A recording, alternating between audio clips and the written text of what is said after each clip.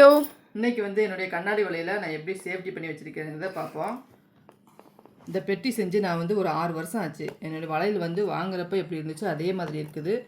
இந்த கிளீட்டெல்லாம் போகலை பாருங்கள், நல்லா இருக்குது. கலரும் மங்கலை.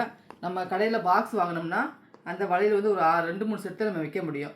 இல்லை நம்ம ஏதாவது பாக்ஸில் போட்டு வச்சோம்னா வளையல் ஒன்றோட ஒன்றா உரசி அதோட இது கலர்லாம் டேமேஜ் ஆயிரும்.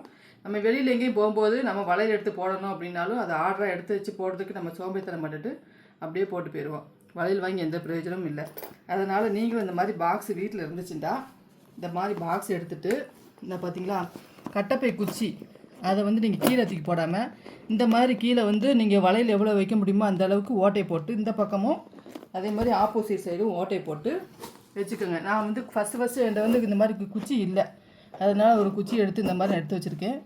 இப்போதே ஒரு கட்டப்பை குச்சி நான் எடுத்து வச்சுருக்கேன். நீங்கள் கட்டப்பை குச்சியை வேஸ்ட் பண்ணாமல் இந்த மாதிரி ட்ரை பண்ணி பாருங்கள். உங்கள் வளையல் நல்லா சேஃப்டியாகவே இருக்கும், ரொம்பவும் சூப்பராக இருக்கும். இதை நம்ம 2 ரோலாக வச்சுக்கலாம். கிட்டத்தட்ட இதில் ஒரு 20 to 25 செட்டு வரைக்கும் இருக்குது. இது எல்லாமே ஒரே பாக்ஸில் எனக்கு அடங்கிருச்சு. நீங்களும் வீட்டில் இந்த மாதிரி பாக்ஸ் கிடச்சா இந்த மாதிரி டைப்பில் நீங்கள் வாங்கிக்கோங்க. இந்த மாதிரி ஓப்பன் டைப்பில் மேலே மூடுற மாதிரி வாங்காதீங்க. இந்த மாதிரி இருந்துச்சுன்னா இந்த மாதிரி வளையல் வச்சு நீங்கள் செட் பண்ணி வச்சுக்கோங்க. என்னோடய கண்ணாடி வளையல் பூரா அந்த பாக்ஸை வச்சுருக்கேன்.